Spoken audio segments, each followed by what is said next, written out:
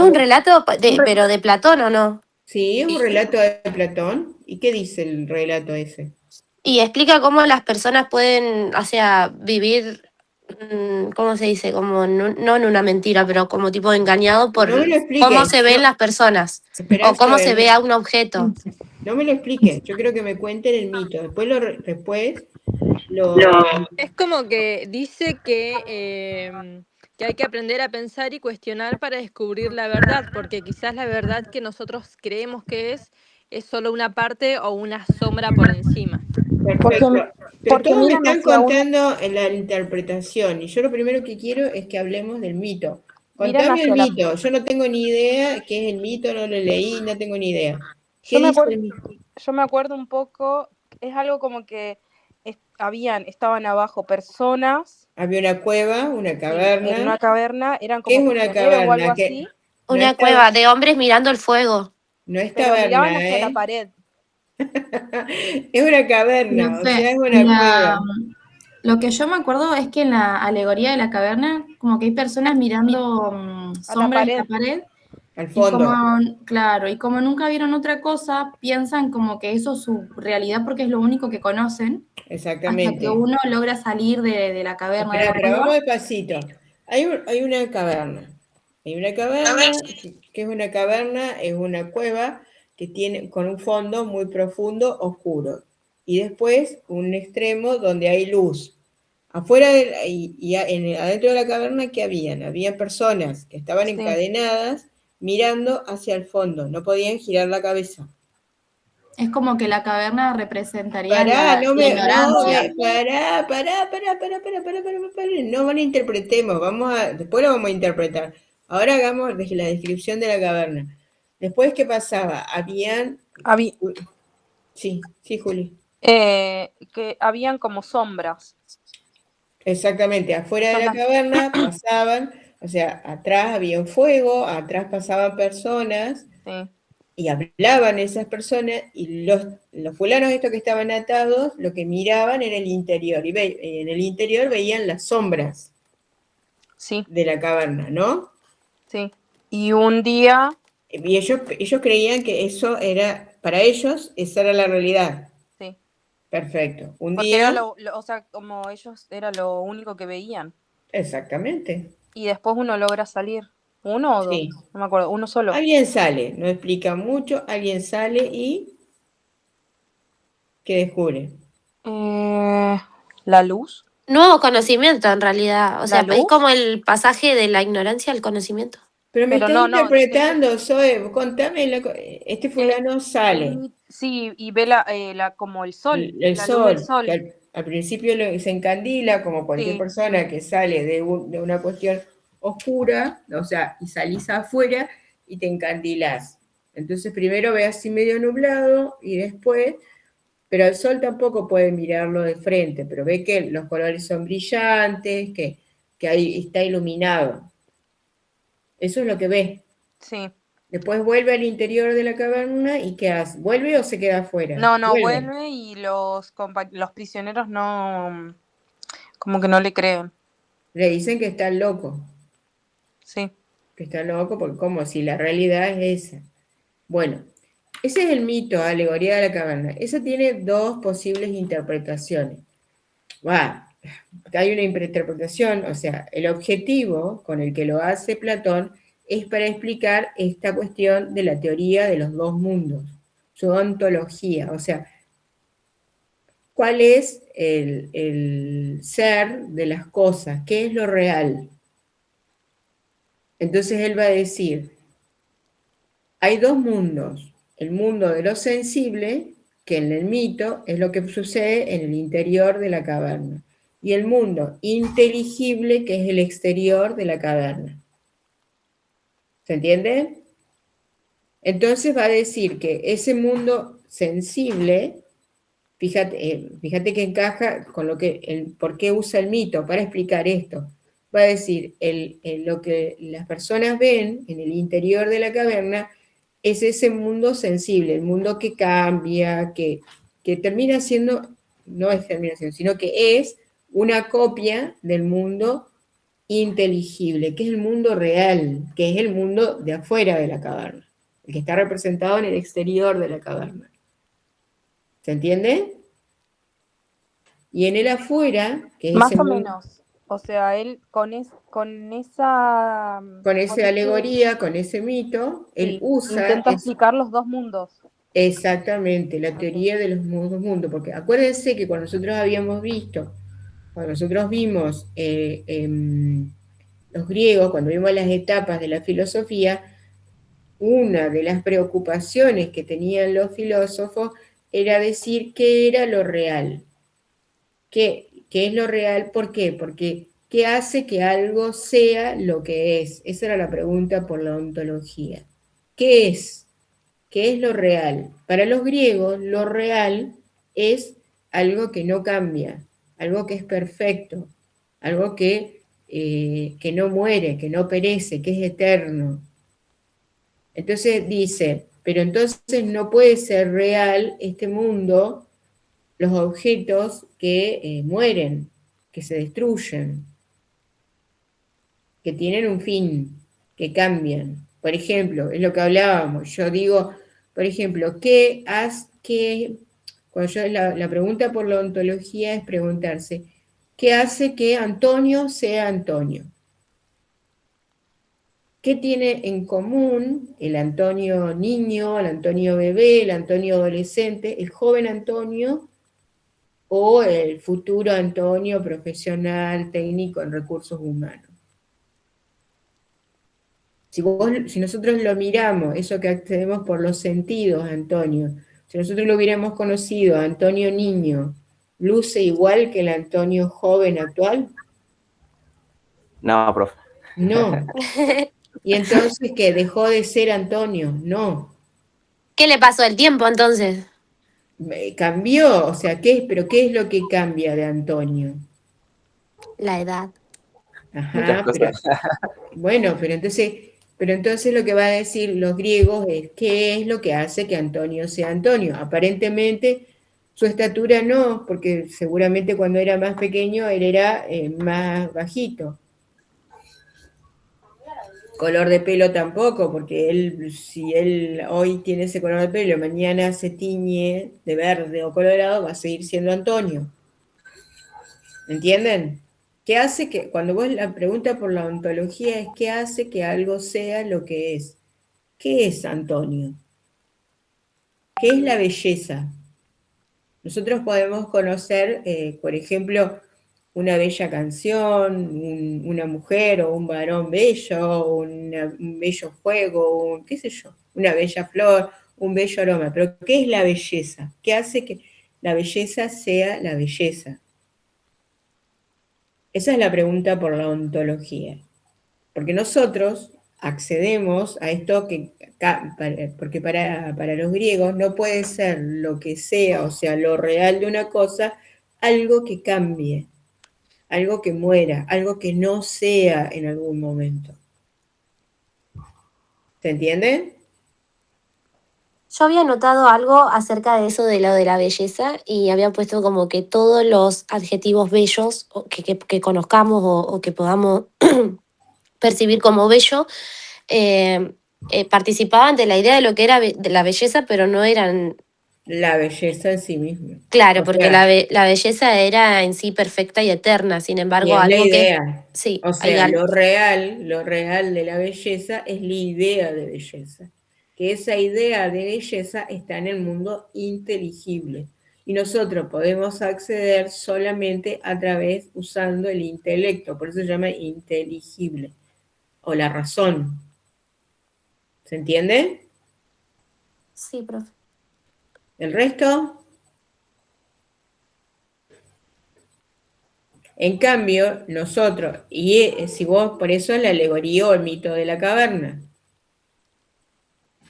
porque el mito de la caverna lo que va a decir en el interior de la caverna es eso que cambia, que es imperfecto, que esto que está diciendo Zoe, como que es como la copia de la realidad. Pero la realidad, él plantea la teoría de los dos mundos, pero el mundo real para Platón es el mundo de las ideas, el mundo inteligible. el mundo de los sentidos, que en el mito es el interior de la caverna, no es más que una copia de ese mundo real. ¿Se entiende? O sea que él se plasmaba en las ideas más que en el mundo real, o sea, real como lo conocemos nosotros, ¿no? Para él la realidad era ese mundo de las ideas. Ok. Es como, si ustedes lo quieren, como que surge de acá también. Él planteaba, por ejemplo, que el ser humano era un cuerpo y un alma. Y lo real era el alma. El cuerpo era como la cárcel del alma. Si ustedes son creyentes, practican alguna religión, para un creyente, qué es lo real de una persona? El alma. El cuerpo es algo que se deteriora, que en algún momento nos morimos, pero lo que Es permanece materia. es materia, exactamente.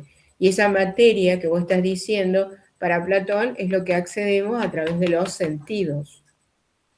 Es el mundo sensible. Por eso nosotros decimos que Platón es un dualista ontológico, porque él cree que hay algo así como un mundo sensible y un mundo inteligible. Y es un dualista epistemológico porque nosotros conocemos, ¿cómo conocemos ese mundo de los sentidos? Perdón, ese mundo sensible, a través de los sentidos. Pero con los sentidos nosotros solo podemos captar esas copias. Pero esas copias que son imperfectas, que como copia no hacen más que emular de alguna manera lo real, que lo real son las ideas. Y después, dualista epistemológico, porque por un lado conocemos a través de los sentidos y el mundo sensible, y conocemos a través del intelecto o la razón el mundo inteligible, que es ese mundo de las ideas. ¿Más o menos? Sofi, ¿te fuiste? Perdón, profe, ¿la habló de Sofía? Sí, porque están escuchando, se quedan todos muy calladitos. No, sí, estamos escuchando, Sofía se fue al baño. Ah. Ahí vuelve. Esa es la Sofía. No, por eso, porque me salió, porque como ella era la que estaba hablando, ¿vos, Rocío, se entiende o no? Sí. Sí, profe. ¿El resto? ¿Antonio? Sí. ¿Romy? Sí, profe. Sí, ¿qué? No, que se va entendiendo el planteo. Ok. Bueno, entonces la primera pregunta, ¿qué dice? Volvamos a la primera pregunta. Según Platón, ¿qué es lo real? Entonces lo que se puede sentir con los sentidos, ¿no? ¿Sería? Lo real son las ideas. Para Platón, capaz que no para Exacto. nosotros. Para nosotros no, porque nosotros hoy... No, profe, lo que eran las ideas de lo inteligible. Eso es lo real. Que ahí entraban todas las ideas de pensamiento. Nosotros accedemos a lo real a través de la inteligencia, de la racionalidad. Si ustedes vieron uno de los videos ahí, estaba mostrando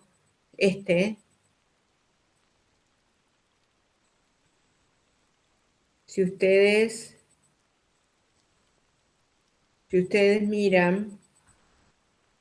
¿por qué no me hablan? ¿Por qué no me deja compartir? Ustedes tienen ahí un primer video que dice Platón, ontología, epistemología, la línea dividida. Y ahí explica bien esto. ¿Lo vieron o no me chamullen? ¿Estuvieron estudiando para la otra materia? Yo no lo vi, profe. Yo tampoco. Claro, porque ahí está, yo a propósito les puse, ustedes de Platón tienen el texto, primero está el video ese el video de Z, que es Apología de Sócrates. ¿Ese lo conversamos el otro día? No. Ese era el que teníamos que ver, profe, que quedamos en debatirlo, pero nos fuimos al final porque rendíamos, que era que hablaba... Y lo vieron, y ustedes lo vieron acá en clase. Claro, Sí. que hablaba de Sócrates, digamos, que es como, ese sí. como él defendía todos estos temas, decir que él ponía un tema para hablarlo con personas. Pará, pero entonces estamos en Sócrates, no en Platón, gente. Ay, yo había avanzado un poquito con lo de Platón, profe, porque creí que ya habíamos terminado con Sócrates. Porque sí habíamos debatido un poquitito, pero sí había quedado lo otro pendiente, porque no sé si habremos hecho una o dos cositas nada más de Platón, Claro, de pues yo eso Sócrates. es lo que no estaba segura, si era Platón o Aristóteles, o Sócrates que había mostrado. Creo que usted nos había dejado era que decía Platón, apología de Sócrates. Claro, pero ahí en ese video lo que nosotros vemos es concretamente, estamos viendo a Sócrates. Es un video. Porque ¿quién era Sócrates? Sócrates es el maestro de Platón. Claro. Exactamente. Él va a aparecer, nosotros sabemos que existe un personaje que se llama Sócrates porque aparece en los diálogos de Platón. Platón escribe en forma de diálogos. Claro. A ver si tengo acá. No. Escribe en forma de diálogo y el principal personaje de Platón, el principal personaje de los diálogos de Platón es Sócrates. Claro. A ver si tengo alguna. Claro, o sea, donde él hablaba que la filosofía, o sea, tiene que ver con el diálogo. Exactamente, porque nosotros, y ahí, ¿qué anotaron en el video?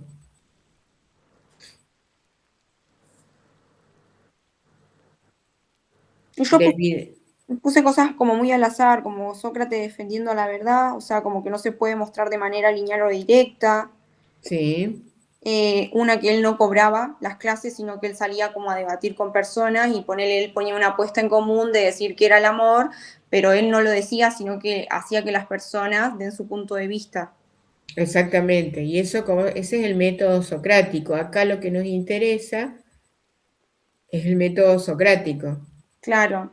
¿En qué consistía ese método? No sé si anoté. En la de razonar, o sea, en la de no dar nada por sentado como por real, sino todo el tiempo cuestionarse.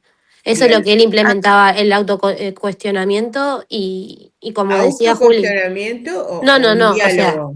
el cuestionamiento en sí. Y Claro, como decía Juli, el de sembrar un tema y que todos cuestionen, ¿Era exactamente. el de hasta buscar la interrogar a una verdad. persona? ¿Cómo? ¿El que él interrogaba a una persona para que llegue al conocimiento? Exactamente. Claro, o sea, que su idea Porque principal. yo acá lo tengo como, no sé si anoté bien, mayéutica. Sí, ahí vamos. Ese es el método socrático, lo mayéutico. Entonces, El de entonces el método es reconstruir. mayéutica, interrogar a una persona para hacer que llegue al conocimiento. Exactamente, o sea, el Entonces, método acá tengo también que dice Sócrates versus el poder de Atenas y que ahí cuestiona la democracia. Bueno, y ahí después lo detienen y demás. lo condenan a muerte. Lo condena. Claro, claro, sí, y está, o sea, está a qué, o sea, ¿por qué? O sea, las acusaciones. Claro, ¿Por fue qué? una el ateísmo, la otra era hacer pasar por fuerte el argumento más débil y después todas las ideas las que enseñaban los jóvenes. Exactamente, pero en realidad, por qué lo condenan a muerte? ¿Cuál era la acusación? La de los astros. No, porque acuérdense, ella era una Atenas que primero ellos eran politeístas, los griegos, y endiosaban a todo, panteístas, se dice, cuando ponían dioses por todas partes. Ya empezaba a no ser así, eso era como, era falso. En realidad, a él, ¿por qué lo condenan a muerte? Por lo que ustedes estaban diciendo ahí, por corromper a la juventud. ¿Y qué Claro. era corromper a la juventud? Hacer que se cuestionen No todas las demás cuestionarlo, cosas. Sí, Por enseñarle a ejemplo, que se pensar. cuestionen si... Porque lo que acá yo tengo es como que él introducía nuevos dioses. Sí, esa También era deconstruía las ideas que ya estaban naturalizadas. Eso era lo que no le gustaba, como que hacía a la gente pensar y obviamente a quienes lideraban en esa época no les convenía que la gente, como hoy en día, no les conviene que piensen mucho. Ujú. Y él impulsaba eso, como todo el tiempo no dar por sentado algo, por más que ya lo tengamos todo como lo obvio. establecido así como lo obvio, claro. Ujú. Exactamente. Lo que él va a hacer es eso, cuestionar. O sea, como él hace filosofía, el rol. Entonces él lo que hacía era andaba por la ciudad, por Atenas, y conversaba, dialogaba con todo el mundo. Y la forma de enseñar era a través del diálogo, ¿no? Diálogo. Diálogo. Acuérdate que diálogo es diferente de monólogo. Monólogo es cuando habla uno, mono. Diálogo son dos que están conversando. En el caso de él plantea eso. Entonces, su método es el diálogo. ¿Y qué hace cuando está dialogando? Es como que tiene un momento que se llama el momento de la ironía, cuando el docente, el maestro, se hace el tonto y empieza a como que no sabe algo. Y los discípulos o los estudiantes lo que hacen, empiezan a dar sus respuestas y lo que él va haciendo es como va guiando con una serie de preguntas para mostrar si en esa respuesta tienen alguna contradicción. ¿Mm? Y entonces te permite como revisar. Y es como que el propio estudiante lo que hace es construir su propio conocimiento, su propia respuesta. Porque como decía alguno de ustedes recién, Julie, creo, él lo venía y te decía, bueno, hoy vamos a hablar de la felicidad. Y la felicidad es tal cosa. Y él te lo definía y vos tenías que replicarlo, así repetirlo. Él lo que va a plantear es, bueno, ¿qué es la felicidad para vos? ¿Qué Claro, es la justicia para vos? él hacía una pregunta y en base a eso como que juntaba, digamos, todas las voces en general. Exactamente, juntaba todas las voces y te hacía como ir reformulando a vos, porque lo que lo que te permitía a vos es ver tus contradicciones, si tenías alguna contradicción en lo que estabas diciendo. Claro, ¿Entendés? claro. Yo anoté que una de las ideas principales que él decía que critica a los que creen saber, pero que en realidad no saben. Claro, porque la frase más famosa, la frase célebre de Sócrates es el más sabio es el que sabe que no sabe. Solo sé que no sé nada. Exactamente. ¿Por qué? Porque el más sabio es el que sabe que no sabe. O sea, yo anoté también que dice que su sabiduría consiste en reconocer lo que no sabe. ¿Por qué? ¿Por qué sabio es el que sabe que no sabe? ¿Por qué el más sabio es el que sabe que no sabe? Y porque el verdadero sabio va a aceptar que nunca va a saber todo. Ese Sí, sería el arrogante, sería más que nada que el que dice yo ya sé todo. ¿y El qué sabio pasa? siempre va a querer educarse más, conocer, tener mayor conocimiento posible y todo eso. Claro, ¿y qué hace el arrogante? Un tipo arrogante, una Y se la persona sabe toda. se la sabe toda y no admite ser cuestionado. Entonces, O O sea, no admita que su conocimiento no es el verdadero. o que puede ser verdadero, pero no no siempre. sabe O que, arrogante, ¿cómo, Juli? que las personas arrogantes como que siempre tienen respuesta para todo. O sea, como que Exactam- hacen su es- error más allá de que saben que a veces cometen errores, pero ellos no te lo reconocen. no admiten Realmente, error y generalmente son dogmáticos. O claro, sea, son dogmáticos. Entonces, establecen esto es así y no admiten ningún tipo de cuestionamiento. claro. A eso se está refiriendo. En cambio, como que siempre lo interesante, la actitud interesante es la búsqueda del conocimiento. Acuérdense que acá también hay como que cuenta la historia que él era hijo de una partera, de una obstétrica, de una matrona, ¿no? De una comadrona, las Claro. mujeres que ayudan a parir en el momento del parto. Entonces dice que él parangona la actitud del filósofo, del maestro, con la actitud de la partera. Dice como que el maestro, con esto, con el método socrático, lo que hace es ayudar al estudiante, al discípulo, al alumno, a de alguna manera a parir el propio conocimiento, a generar su propio conocimiento. Es como que se parangona con ese rol. También él dice que los filósofos, o sea, los filósofos son como los tábanos. ¿Saben lo que son los tábanos? Sí. Son como los tábanos de una sociedad, porque son los que están permanentemente cuestionando, interpelando y sacando a las personas de su lugar de confort.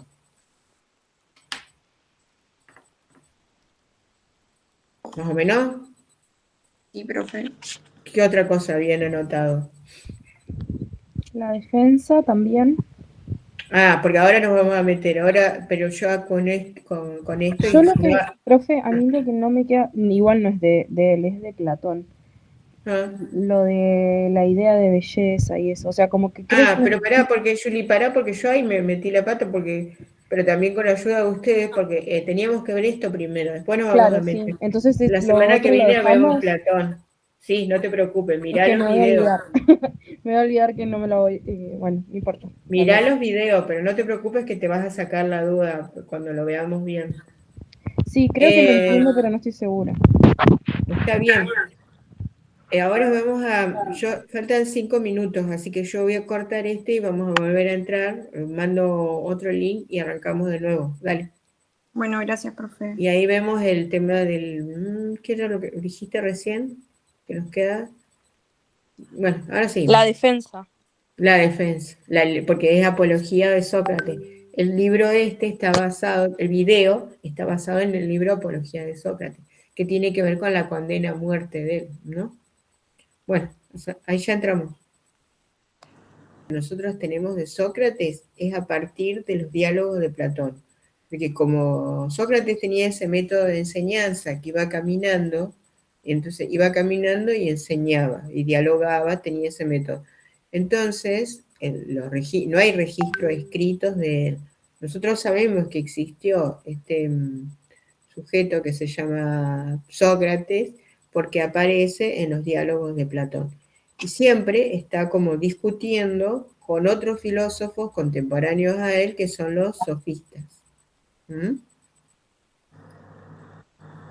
Claro, pero los sofistas eran los educadores privados. Ellos eran educadores privados, y él enseñaba en forma, él como de alguna manera enseñaba y vivía de la caridad de sus estudiantes. Y por otro lado,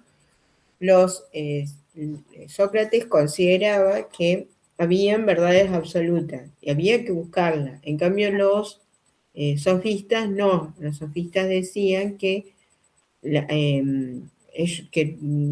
verdad era relativa. O sea, ellos no creían en la verdad. Ellos no creían en una verdad absoluta. Entonces, acuérdense y entonces ellos, como que en esa época es como que se está originando la democracia. ¿Y cómo hacían? Ellos discutían en las plazas públicas. Entonces la actividad de los filósofos, de los maestros, era enseñarles a hablar, o sea, retórica, enseñarles a conversar para ganar en la discusión. Claro. La oratoria, acá yo anoté, digamos, que claro, el arte y oratoria, exactamente, porque, o sea, es como como el arte del buen hablar. Una buena expresión sería. Sí, para convencer de tu idea. Entonces, vos, al decir que vos no hay verdades absolutas, entonces el arte no está, la educación no apuntaba a buscar la verdad, sino que la educación apuntaba a convencer de que lo que vos creías era verdad. Lo que hace un publicista, por ejemplo. Y en eso consistía la educación de los sofistas. De acuerdo. ¿Sí? Sí. Bueno, dicen que lo enjuician a Sócrates, lo someten a juicio usando argumentos así, esto como que no creían algunos dioses, pero en realidad lo condenan porque estaba pervirtiendo o, como se dice, corrompiendo a la juventud. Y corromper a la juventud consistía en hacerlos cuestionar la realidad en la que vivían. Claro, él eso hacía cuestionarse, o sea, hacía pensar en realidad. Exactamente, y por eso lo condenan. Y entonces él, o sea, lo someten a juicio y la condena, la mayor condena que hay en ese momento en Atenas es el destierro. El destierro. Y para un ateniense, fíjense, para esa época, lo más importante era ser ateniense. Y el hecho de que te destierren de ese lugar significaba perder tu identidad. Claro. Entonces él, en vez de irse, de exiliarse, que lo habían condenado al exilio, él en vez de exiliarse, decide quedarse en Atenas y morir. Y la forma en que lo mataban era a través de les daban de beber cicuta, que era un veneno. Y aparentemente ese veneno lo que hace es adormecer los músculos, desde los pies hasta el cerebro. Entonces por eso dice que ese libro, Apología de Sócrates, que es este último libro, cuenta todo, y es que Sócrates habla, está todo el tiempo hablando hasta que se muere. Y eso es lo que está registrado en ese libro que es Apología de Sócrates, que es el libro que sirve de base para el video ese que ustedes vieron. ¿Más o menos? Sí, profe. Está re bueno, el video está re bueno porque te deja las ideas bastante claras. Todos los videos de encuentro, eso es una pena que ahora, pero todos los videos de encuentro los van a encontrar en YouTube directamente, ¿eh? Hay que buscarlos. Cuando yo les suba y ustedes no encuentren, fíjense en YouTube porque están en YouTube. Por eso alguien me estaba diciendo que el de la alegoría de la caverna está ahí, también está en YouTube. Bueno, ¿alguna duda con respecto a Sócrates? Bueno, de Sócrates lo que más tenés que fijarte, a lo que nosotros le vamos a dar mucha importancia, es al método, ¿no? Al método socrático.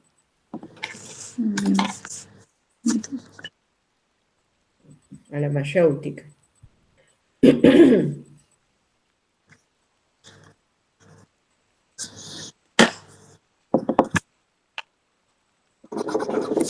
¿Dudas con respecto a esto? No, profe, se entendió de mi parte.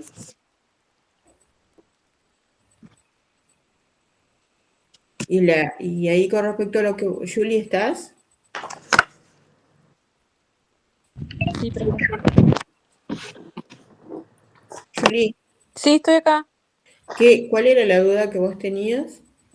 Lo de la idea de belleza creo que también es de justicia. Claro, porque ya en Platón va a decir esto, que lo que yo les había estado anticipando, esta cuestión de la idea de la teoría de los dos mundos. Y el mundo que nosotros accedemos a través de los sentidos, para Platón, es como no es el mundo real, es un mundo de apariencia, un mundo de sombras, como el interior de la caverna. El mundo real es el mundo de las ideas. Entonces nosotros podemos, por ejemplo, ver la belleza de un atardecer, pero no podemos ver la belleza en sí misma. ¿Entendés? O qué sé yo. ¿Como aislada? ¿O qué? Como la esencia, lo que hace que algo sea bello. ¿Qué es la belleza? Porque vos siempre vas a estar hablando de la belleza como una característica de algo, ¿entendés? Sí. Pero ¿qué es la belleza? ¿Qué es la felicidad? ¿Qué es lo que hace que Julie sea Julie? La idea de Julie, el ser persona. Sí. ¿Entendés? O sea, la apariencia. No, la apariencia sería el mundo sensible. O sea, lo que cambia. Viste, como el mundo de las ideas, perdón, como el mundo de las sombras, de los fulanos, lo que están viendo esto en el interior de la caverna. Sí. ¿Entendés? Sí. Lo que va a decir que lo real son las ideas que están en el mundo inteligible. O sea, podría ser como el sol. Claro, sí, la metáfora, O sea, ahí en el mito usa como el sol, es la Sí. idea. Porque después en ese mundo inteligible también hay como jerarquía de ideas. Y la idea suprema es la idea del bien.